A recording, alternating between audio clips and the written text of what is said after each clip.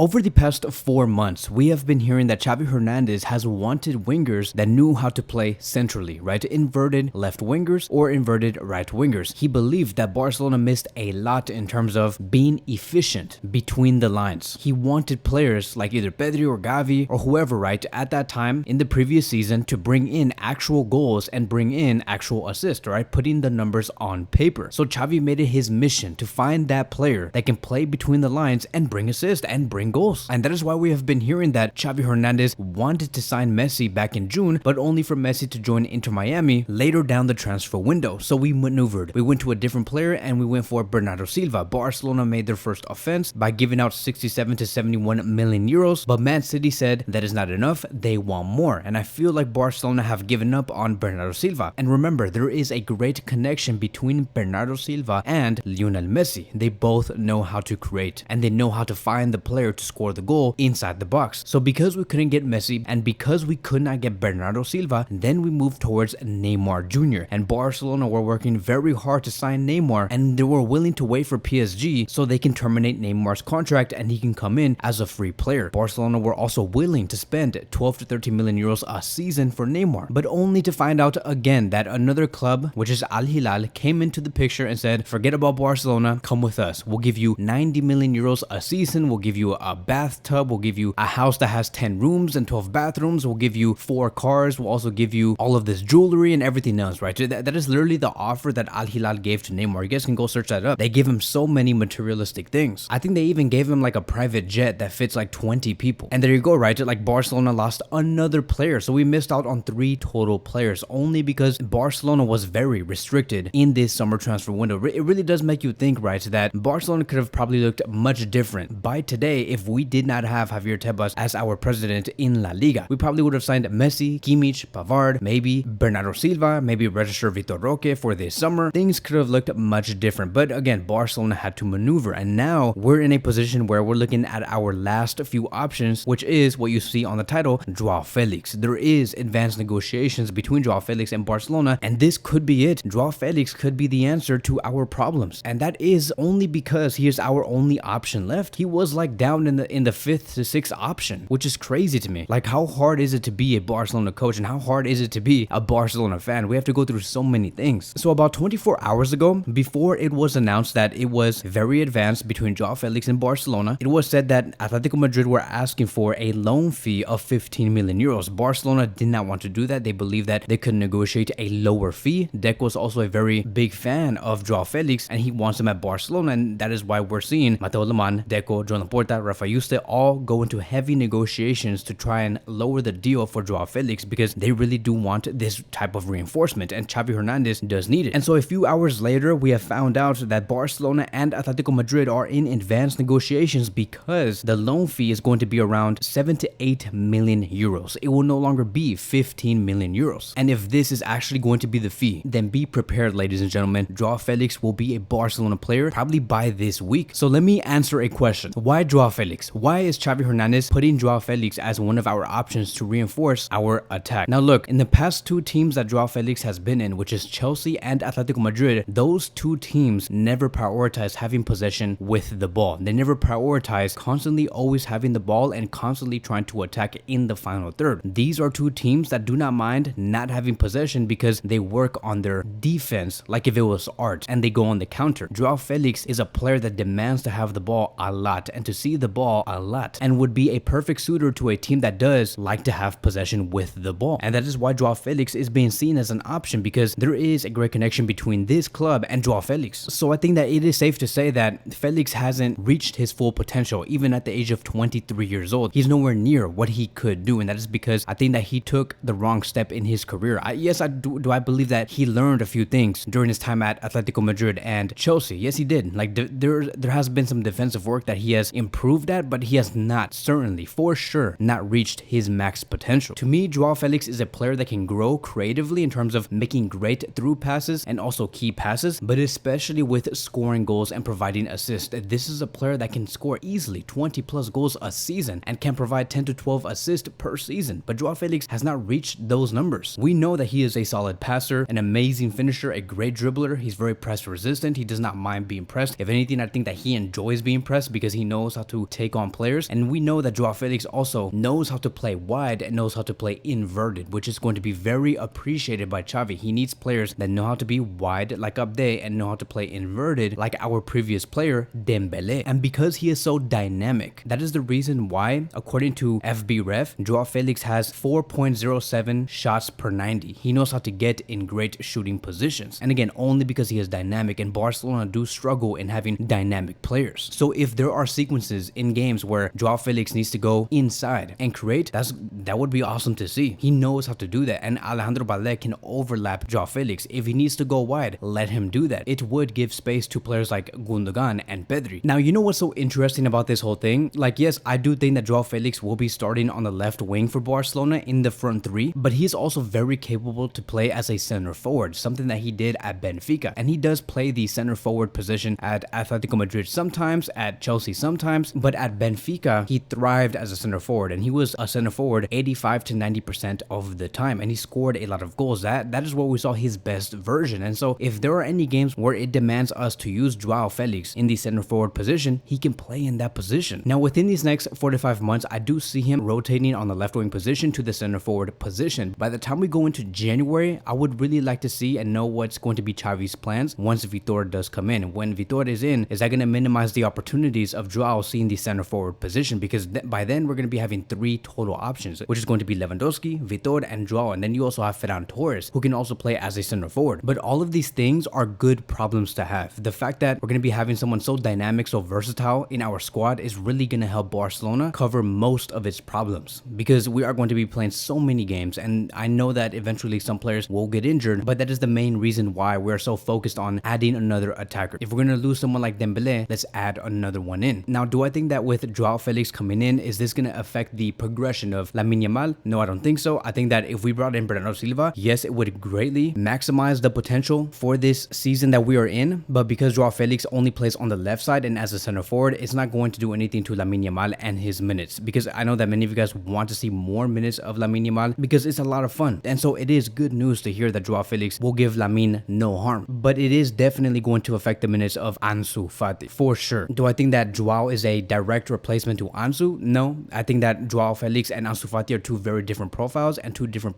profiles that Xavi Hernandez does need. Now look, I only know so much. I don't know if this whole João Felix deal has something to do with Ansu Fati leaving, but if we have João Felix, Abde, and Ansu on the left as our options, I don't see that as a problem for any of these players, because we have 3 total different profiles on that left side. We have Abde, who is the runner, someone who can counterattack very well with the ball on his own, and then we have Ansu Fati, who is, I would say, the goal scorer, the one who just needs to be fed the through balls and he can score the goals. And then we have João Felix, the creator, someone who is more dynamic, someone who is much more unpredictable. It gives Xavi Hernandez many different weapons. And so in the end, it's going to be a very interesting move. I think that knowing that Mateo Lemán is out of the picture and we now have Deco more in power, and you combine that with Joan Laporta, who wants someone like João Felix, and you have Jorge Mendes, who is the agent of João Felix, of course, someone like him is going to get a big opportunity. As a matter of fact, you even combine the conversation he had with the media, right? João Felix said he wants to join Barcelona and always wanted to join Barcelona. So when you combine all of these factors, you better bet that Barcelona is working very hard with Atletico Madrid to get the deal done. There are literally no reasons on why this deal should not be worked on. So we'll see what happens within the next 24 to 48 hours on whether they sign this deal completely, and whatever does happen, we'll be talking about it here in this YouTube channel. Thank you guys so much for watching, and I will see you guys in the next one.